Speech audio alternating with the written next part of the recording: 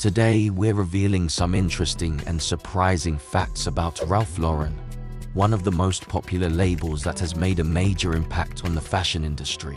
In 1967, Ralph Lauren founded the Ralph Lauren Corporation in New York. In 1969, Ralph Lauren's men's line took off after Bloomingdale's New York agreed to sell it exclusively. In 1971, he debuted his Polo player logo and a line of tailored shirts for women, opening on Rodeo Drive in Beverly Hills in 1971. It was his first store. A Ralph Lauren store debuted in London, England in 1981, marking the company's first foray into international commerce. In 1997, Ralph Lauren went public on the New York Stock Exchange, bringing in $767 million. Ralph Lauren Purple Label, RL, Polo Ralph Lauren Children, Lauren by Ralph Lauren, Lauren Home, and Chaps are just some of the brands that are now part of the Polo Ralph Lauren company. And more than 450 Polo Ralph Lauren stores can be found in countries all over the globe. We are inspired by the rapid rise to prominence that Ralph Lauren has achieved in the world of high fashion despite the brand's relatively short history. Let's learn more about the history of this thriving American business and its founder. 15 interesting facts about Ralph Lauren. Ralph Lauren was born Ralph Rubin Lifeshitz. Ralph's parents immigrated to the Bronx, New York City in 1939 from Belarus. Ralph's full name was Ralph Rubin Lifeshitz, which was also the name of their family. Ralph and his brothers probably got picked on a lot for having last names that sounded like Lifeshitz. That's why Ralph's older brother, back when he was in high school, legally changed his name to Lauren, and Ralph made the same choice. The term Polo may not be used by the United States Polo Association.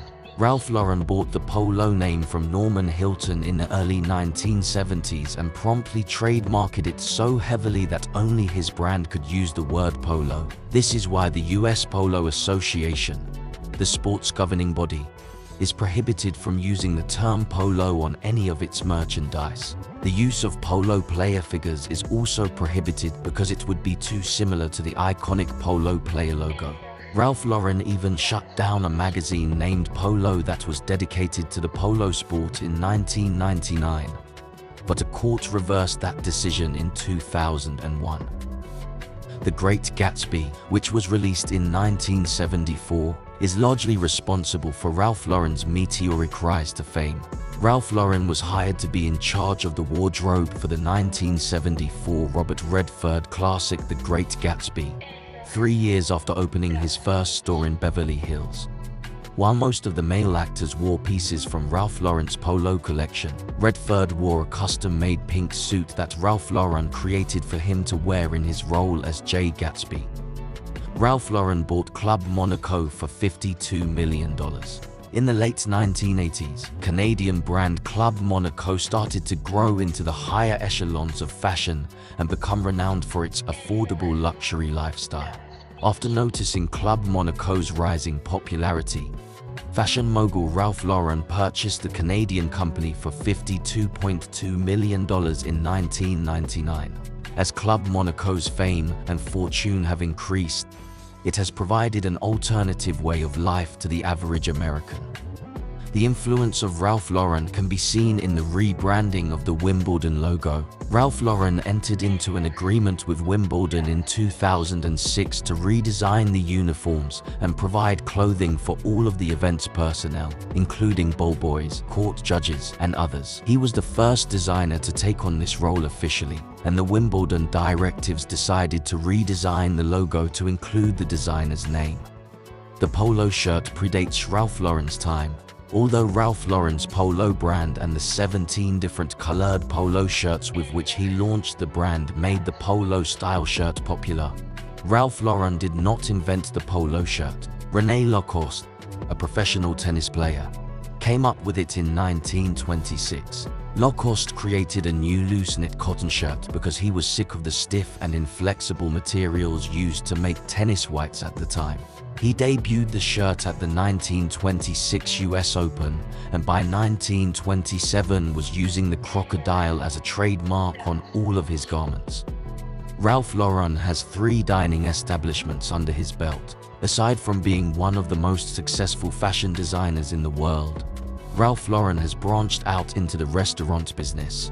With the Polo bar in New York, Ralph's in Paris, and RL in Chicago, these eateries offer a wide variety of menu options and successfully capture the brand's ethos of sophistication, class, and luxury.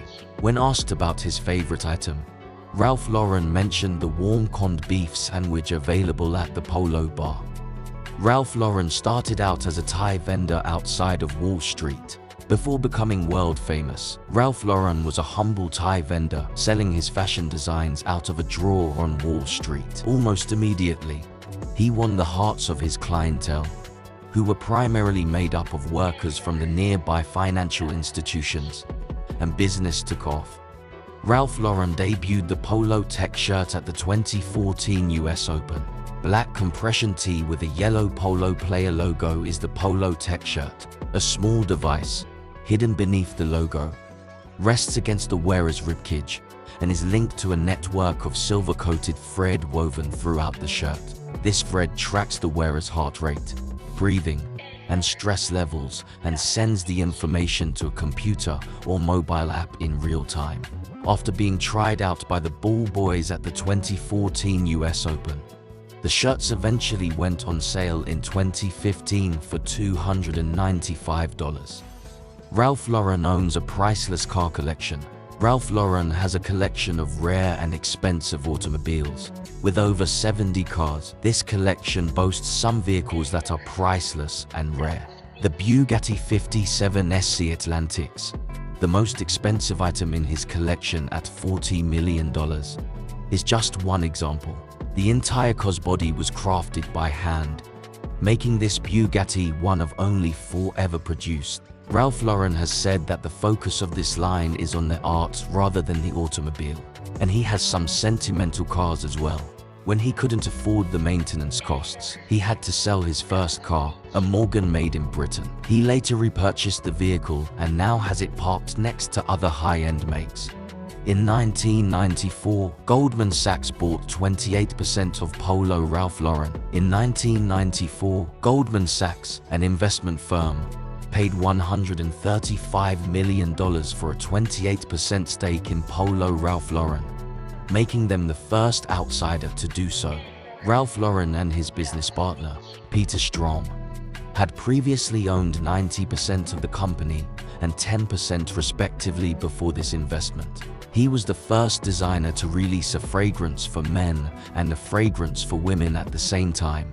Ralph Lauren's first fragrances were released in 1978, and they were sold exclusively at Bloomingdale's. The original perfumes were named Polo for men and Lauren for women. This was the first time a designer had introduced a fragrance for both men and women at the same time. From 2008 until 2020, Ralph Lauren will be the sole provider of parade attire for US Olympic teams. This means that Ralph Lauren is responsible for creating the official outfits for the US teams to wear during the opening and closing ceremony parades, as well as providing a range of village wear apparel and accessories. In order to help preserve a historic flag, Ralph Lauren gave $13 million to the Smithsonian Institution. When Francis Scott Key was writing the lyrics to the Star-Spangled Banner, the American national anthem, Ralph Lauren donated $13 million to help restore and preserve the 1813 flag that served as his inspiration. His donation went towards repairing the flag so it could be displayed at the National Museum of American History in Washington, D.C., as well as funding preservation work. Ralph Lauren resigned after retiring as CEO at the age of 75 in 2015. Lauren hired Old Navy executive Stephen Lawson to take over, but the two quickly fell out over creative differences, and Lawson resigned 18 months later. Lauren has a hard time trusting anyone else with his baby, the company, but he's going to try again with the new CEO he hired in 2017. Former Procter & Gamble executive Patrice Louvet. Even at the ripe old age of 75, Ralph Lauren is still very hands-on, working at the company 4 days a week and exercising full creative control in his roles as Chief Creative Officer and Executive Chairman. Now that you know more about Ralph Lauren, I'm curious if you think the company will survive without him at the helm. Please share your thoughts in the section below.